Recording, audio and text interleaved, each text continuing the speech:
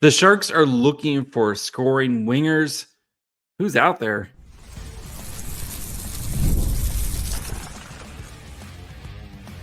You're Locked On Sharks, your daily podcast on the San Jose Sharks, part of the Locked On Podcast Network, your team every day. Hello, welcome to Locked On Sharks, the premier hockey podcast covering your favorite team in the Bay Area. My name is JD Young, caretaker at the Reef, also the co-host of Locked On NHL. I want to thank you for making Locked On Sharks your first listen, proudly part of the Locked On Network. We cover your team every day. If you want to be an everydayer, all you have to do is just follow wherever you get podcasts, or you can watch on YouTube as well. And today we're going to be examining some potential scoring options out there as the Sharks continue to tinker with their roster. So we're going to be looking at potential trade candidates, including a couple guys like Evan Rodrigues and Nick Robertson, and then looking at what's left in the free agency pool and if anything is remotely, potentially, possibly worth digging into there. So let's get started by looking at kind of where this came from. So Dave Magnona of the Fourth Period wrote about, how the Sharks were in the Bowen Byram sweepstakes, right? And it still sounds like the Blues might be a kind of in the lead for that, but nowhere near wrapped up at this point. He did mention that the Sharks have also been trying to add a top winger to the roster, but have simply come up empty. Even with the willingness to overspend, they poked around on bigger free agents, including Nikolai Ehlers. Of course, we know what happened there. I know Max Miller had an article saying that the Sharks were willing to go big for Brock Besser, but unfortunately, Besser just never made it to market as he chose to re-sign with the Vancouver Canucks. Maybe a little Stockholm syndrome, maybe a little my stuff's already here. I don't want to move my stuff. Who knows, right? But the expectation rate is they're going to try to move out a defenseman. And yesterday we spent a lot of time talking about kind of the four defensemen and, between Ferraro and Liljegren and Thrun and maybe Darnay's, but most likely not, kind of their options of who would make the most sense to potentially move on from and potentially trade one of these guys for some forward help, because the Sharks, last time I checked, they still stink at scoring goals. And, even with some of the additions they made this offseason, I think you can never have enough guys who can score, right? And the Sharks just need more guys who can score this upcoming season, right? Especially as they're trying to enter their fun and frisky phase, as we hope. So, but yeah, he, also mentioned that like Mario Ferraro would be probably the biggest person, or maybe they wait to closer to the end to the trade deadline, et cetera, et cetera. But it did get me thinking about some potential forward options, right? And especially if you're under the guys that Will Smith's going to be a center this year, at least that's the plan, right? Michael Misa, who knows? I know they want to give him every opportunity to make the NHL. Cool. I'm still very much I wouldn't be surprised if Misa spends a year in college or wherever, to kind of round out his game a little bit. We'll discuss Misa a little bit more tomorrow, but I'm not counting on Misa to make like a huge impact. So where can the Sharks get more scoring from? I do think trying to find someone who can be a legitimate middle six scorer for you is something the Sharks should look to do. I know there's going to be someone yelling at me, well, you just had a forward in Fabian Zetterlund that you traded away.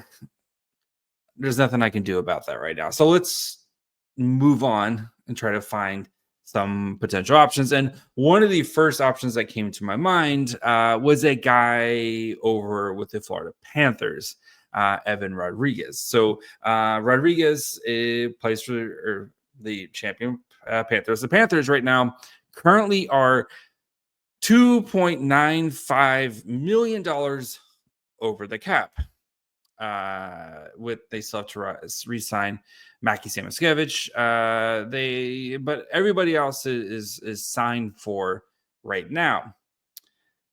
Evan Rodrigues makes $3 million so this year and next year. So would definitely help in their pursuit to get under the cap, especially with no easy, I guess, IR solutions on their roster unless Kachuk misses the beginning of the season, and then you can maybe kick the can down the road. But assuming that the Panthers, right, they went out and they kind of brought back the gang here, they're probably going to have to move a contract off just to make things fit for them. And I think Rodrigues probably fits that perfect value of a guy we can move to get and still get something decent, but maybe isn't going to kind of hurt our core pieces, and maybe we can replicate what he does. Rodrigues, if you don't know, is 5'11", 182 pounds. He'll be 32 by the time the season starts. Like I said, it's 2 years at $3 million on his contract. 82 games for the Panthers this year, scored 15 goals, 17 assists with 161 shots on goal. Playing about 15-13 a night. Corsi for, so when he was on the ice, the Panthers took 57.39% of the shots. Goals for 51.81%. So when he was on the ice, the Panthers scored 51.81% of the goals. Wasn't drafted. It was a former Boston University. Ring the bell, highlight, whatever you need to do. Was a former Boston University guy, was signed out of college, played with the Sabres, also played with the Penguins, with the Avs, and then, of course, has spent the last 2 seasons with the Florida Panthers, where he has won 2 cups. He's been a pretty up till this year. He's been a pretty reliable scoring threat the past couple of seasons, where you're going to get basically 15 to 20 goals from him. Yes, playing on better teams between the Penguins, the Avs, and the Panthers, but in 21-22 he scored 19. 22-23 he scored 16 goals. 23-24 12, and then 24-25 had 15, like I said before. And then in the playoffs, he's been pretty productive this year. Not as much when it came to the goals, but still had 13 assists this year and 15 points in 21 games. The previous cup run, they had in 24 games, he's a little bit more even at 7 goals, 8 assists for 15 points. So guy who's still, produced pretty well in the playoffs here. With Rodrigues, looking at kind of his evolving hockey card here, 32nd percentile player playing at kind of first line minutes at 5-on-5. Gets a little bit of power play, but not too much. And you would kind of expect that with some of the other guys that on the team there, that they would, with Barkov and Kachuk, et cetera, isn't going to get kind of first run on the power play. Doesn't play shorthanded, that's fine. You're not bringing him in to kill penalties. You're bringing him in to help score goals. Looking at his WAR, he's a 54 percentile WAR. The 22-23 season, he was definitely a high point of like over 75%. He's been pretty even, right around 50% the last couple of seasons. Solid when it comes to driving offense and defense there as well. He's played against tough competition, but of course has had good teammates as well. Saw the finishing kind of pop up a little bit this last year with so kind of a little bit better of the scoring there, with maybe not as many opportunities, but still like nothing alarming. Like it's not like Gaudette was scoring as like 20% shooting percentage type of thing. So how he was utilized with the Panthers was, of course, the Panthers are going to get a lot of offensive zone starts. He got a good offensive zone starts against, kind of average competition there. So utilizes an average top 6 two-way forward. I think for the Sharks, why it makes a lot of sense, right, is 2 years at $3 million, very easy to afford. Again, not the Sharks can't have to worry about it, but I think he's a player who could be a very nice complementary player to what the Sharks have, especially if you have Will Smith or Wenberg or whomever you want as your kind of second line center. I think he could kind of really fill into that role there. And the hope is with maybe a little bit more ice time and a bigger role, because again, right, against with the Penguins. He's kind of more of a secondary option. With the Sharks, your hope is that with a little bit more ice time, a little bit more bigger role, he can kind of help produce and maybe get close to that 20 goal mark type of scenario. And even if you go back to his time in Colorado, where he played almost 18 minutes a night. He has 16 goals in that season, but he only played 69 games. He has been relatively healthy, though, the previous seasons. He hasn't really missed a ton of time. So, I think he would be a very low risk type of transaction, because I think you could just kind of plug him in and expect 15 to 20 goals for San Jose. And if he takes off and gets to kind of eat up more power play time, et cetera, you could be looking at a 20 to 25 goal scorer for you, which the Sharks desperately need more guys who can hit you 20 type of goals. So he's the first guy, and I think, again, for the Panthers, who have to shed a contract, maybe this makes sense and they might be able to replicate his scoring production elsewhere. So we're going to look at some other guys here, including Nick Robertson. And if the Sharks maybe want to take a swing on, if you can't get Jason Robertson, maybe you can get the next best thing in Nick Robertson. So we'll get to that here in just 1 second. Summer sports are in full swing, and whether you're all about baseball under the lights, golf on the green, or high-stakes soccer action, FanDuel is the best way to make every game more exciting.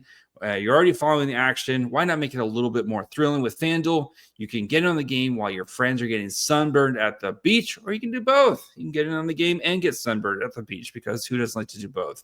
If you like watching Summer League basketball, they got you covered there, because why would you not? If you're watching Summer League basketball, you might as well just fully jump into the deep end of the pool and try to make some money off of Summer League basketball. So if you're new to FanDuel, they'll help you out. New customers can bet $5 and get $150 in bonus bets if your first bet wins.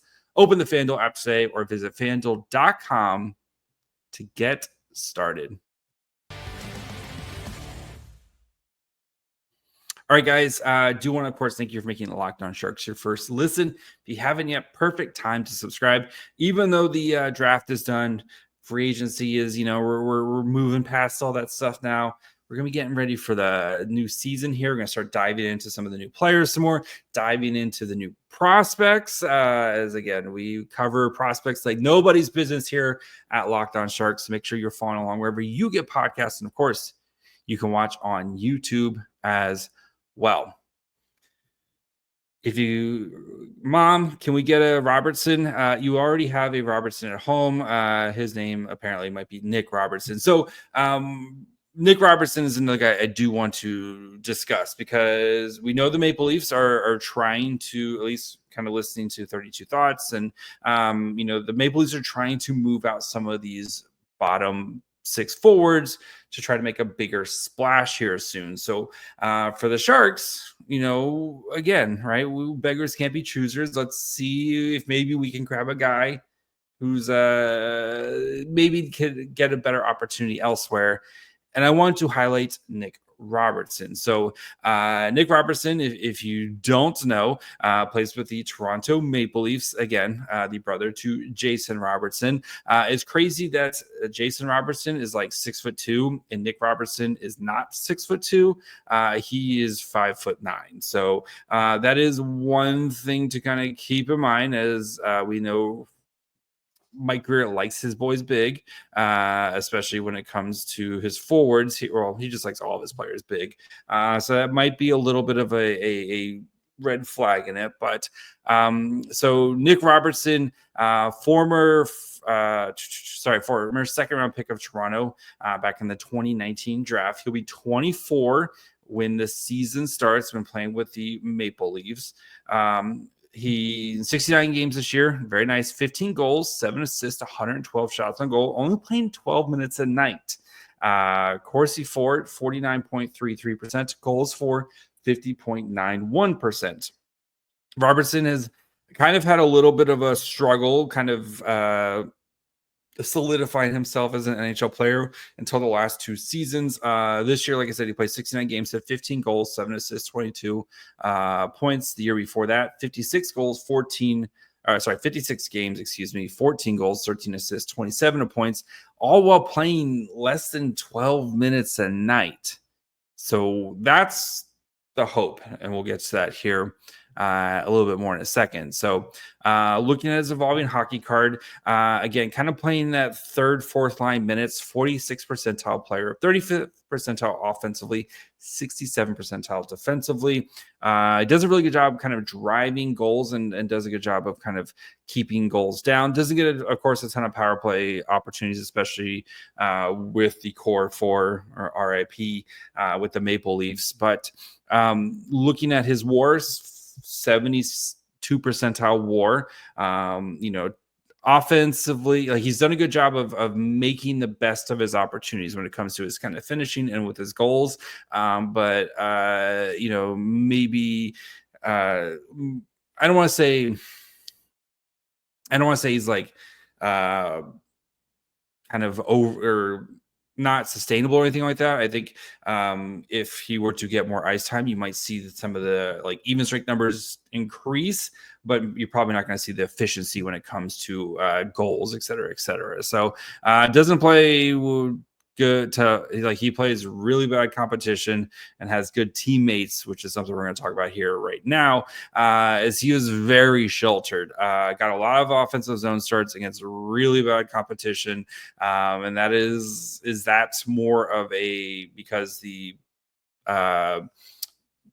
Maple Leafs knew what they had / maybe what they don't have in Nick Robertson, or they just kind of work out that way. Maybe a little bit of both. Who knows?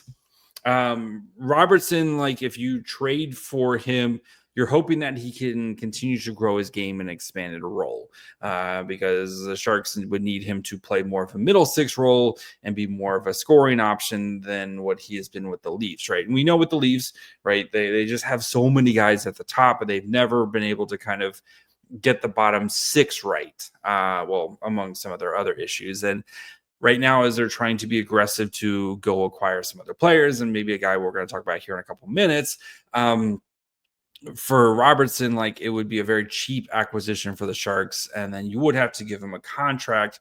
But even the contract isn't projected to be that bad.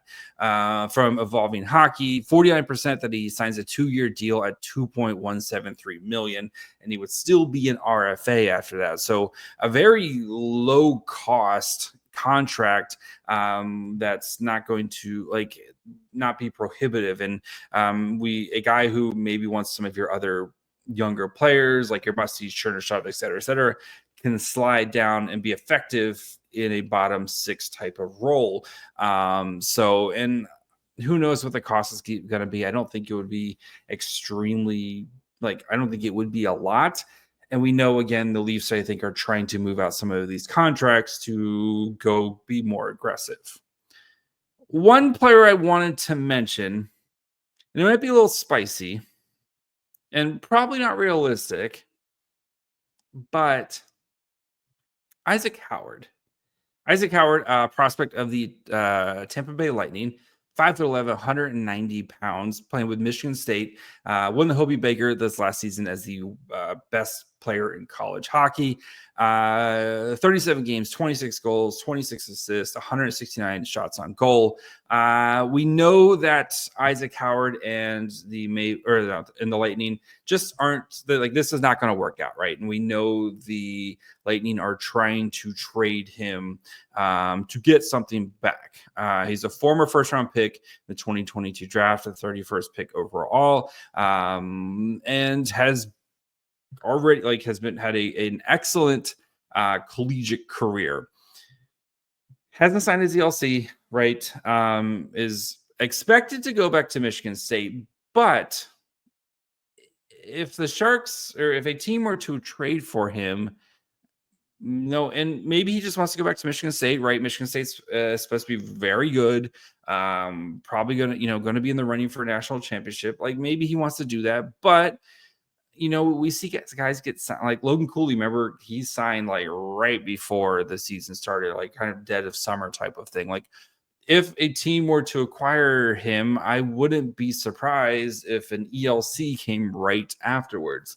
Howard, who has been extremely productive in the NCAA, playing again these past 2 seasons with Michigan State. NHL Foley on Twitter does amazing work. Like, if you don't follow him, does amazing work with his graphics, et cetera, especially with these prospects here. What Howard does very well is he scores and he creates scoring chances, and he's an offensive type of player.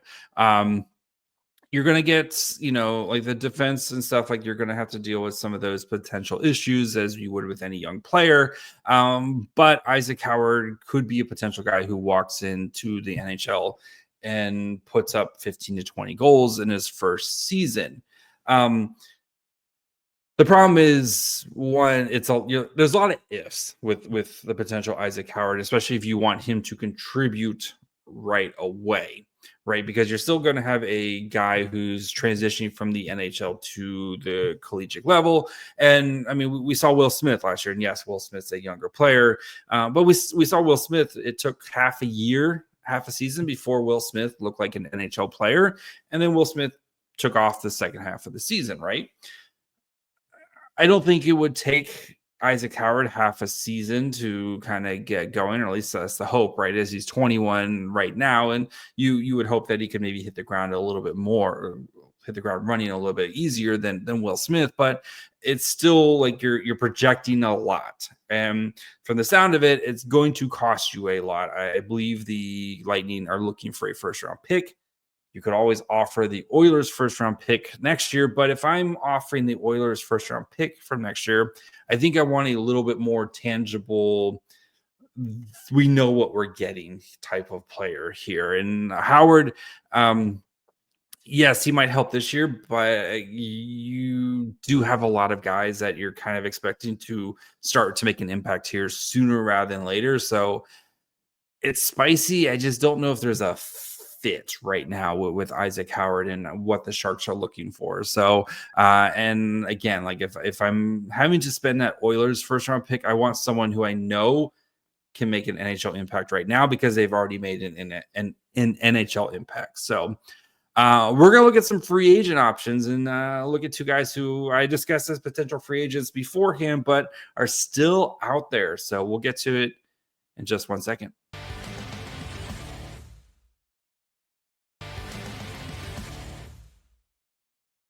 All right, before we finish up, do of course want to thank you for making Locked On Sharks your first listen. For your second listen, check out the Locked On NHL podcast. There's no off season. We're still bringing the biggest daily stories around the league that matter the most with local coverage you love from Locked On. Find Locked On NHL on YouTube, wherever you listen to podcasts. All right, so one player who has actually been linked to the Maple Leafs would be Jack Roslovic. We've discussed Roslovic on this show, and he was a player I was very interested in signing if I was the San Jose Sharks. I think I know Shang Peng had mentioned, at least on July 1st, that there was no connection, but now that kind of seats are getting full, maybe it might be time to circle back or make a first connection with Roslovic. So Roslovic, 6'1", 198 pounds, 28, coming off a 1-year deal at $2.8 million, playing with the Carolina Hurricanes, 81 games, 22 goals, 17 assists with 139 shots on goal, playing under 14 minutes a night. Corsi, again, keep in mind with the Canes, their Corsi numbers are always obnoxious because that's their whole thing. 57.55%, goals for 45.54%. Roslovic playing second line minutes, kind of between second, or at least at 5-on-5, 38th percentile player overall, 61st percentile offense. Like, that is his game for you, is he's going to drive offense for you, and that is, again, what the Sharks need. Kind of playing second unit power play, not going to play shorthanded, which, again, we don't care right now. We have plenty of guys who can play. We think that can play on the PK. Roslovic has been a guy who's seen his stock go up the past couple seasons where, last year his WAR, he's been 31% WAR over the past 3 years, but this past season is up over 50%. The finishing and the goals have definitely increased over that time.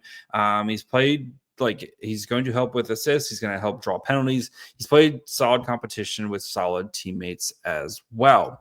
And utilized as an average top 6 two-way forward. So he kind of got a little bit lower quality of competition, but to get a lot of offensive zone starts, as you would expect, again, with the Carolina Hurricanes, who their whole game is to kind of control the puck. Roslovic, guy who has bounced around a little bit, started with the Jets, played with the Blue Jackets, Rangers, Hurricanes. Remember, man, if you have a Roslovic 98 jersey for those 3 weeks, that would be just what a beautiful thing. But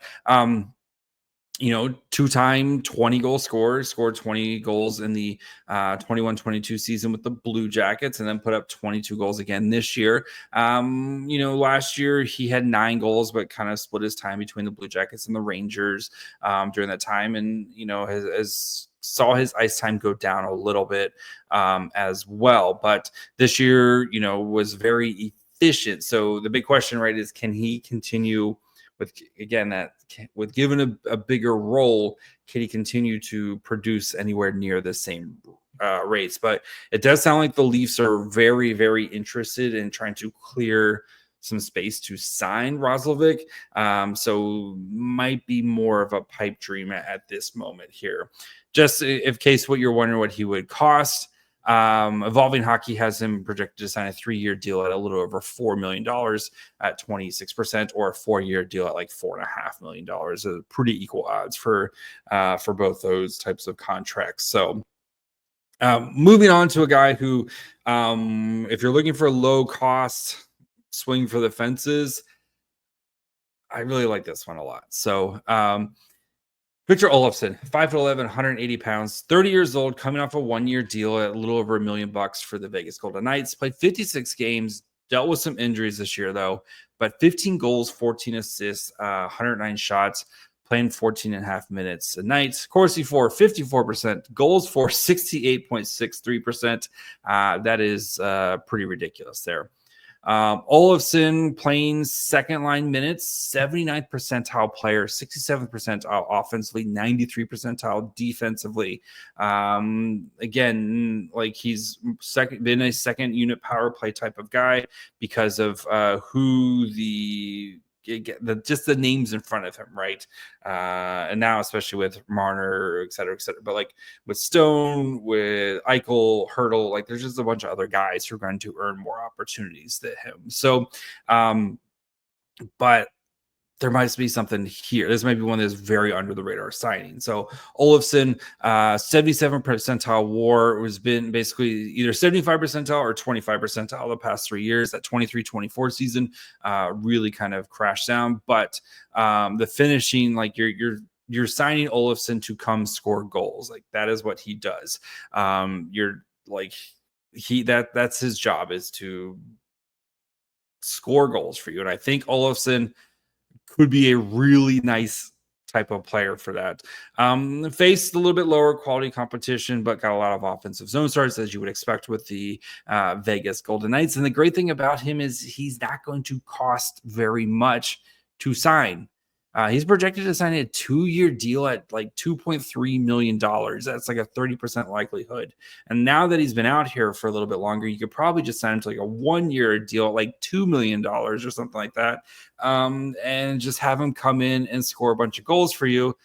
And then you maybe trade him at the trade deadline. So, kind of looking at who's out there and the guy, again, I think the Isaac Howard one, as spicy and as fun as that would be, I just don't know if it makes a lot of sense for San Jose at this point. As I think that, again, you're looking for someone who can kind of come in and help this team right now. And there's a lot of ifs there. I do like Victor Olofsson a lot, especially if you want a low, kind of an under the radar guy, a guy who could probably outperform his contract, because Olofsson is a guy who has scored a very good clip throughout his career. And as a guy who who is a former 7th-round pick, played with the Sabres, played with, and then played with the Golden Knights here. But he's a guy who's, got 20 goal seasons, 15 goals in 56 games this year. And you would expect if he had played the full season or anywhere close to it, he's probably hitting that 20 goal mark as well. So I think he would be a guy again, and he's not going to cost much that you're going to have to give up, or like you just have to give him a contract. Like he's not going to cost much to sign. And I think he could really slide in on your second line quite easily, and then play a good chunk on the power play as well and help that there. The Evan Rodrigues one, I think I'd be really excited about as well, too, just because, again, having a guy who's been a Stanley Cup champion, he's also been on some bad teams with those Sabres team, right? And kind of maybe could be a guy for some of the younger guys to look to and be like, I've been through this before, guys. And like, this is, like how kind of just the process of going through like being a bad team. But I think for him, like you're getting 15 to 20 goals easily in 2 years at $3 million. That's also a contract I think that you can easily flip as well to even as soon as this trade deadline because of how little he gets paid, especially compared to what I think he could potentially bring for you. So those are the two guys I think I'd be the most excited about if the Sharks were to either sign and or acquire, because I think they could do the most for you. So Roslovic, as exciting as that would be, I just don't think it's in the cards. And like I said, I think he ends up with the Leafs here. And Robertson, like, you could maybe talk me into it, but I do think there's a reason why he's seen a lot of sheltered minutes in his career. And he's just, yes, he has been very efficient with his scoring. I don't know if you gave him a bigger role, if he would continue to thrive in that type of role. So that's going to be it for me today. We'll be back tomorrow. We're going to be talking about Michael Misa, who I think might be pretty good. So make sure you're following along wherever you get podcasts. And of course, you can watch on YouTube as well. Follow the show on Twitter, Facebook, and Instagram at Locked On Sharks. Follow me on Twitter and Blue Sky at My Fry Hole. Till tomorrow. Bye, friends.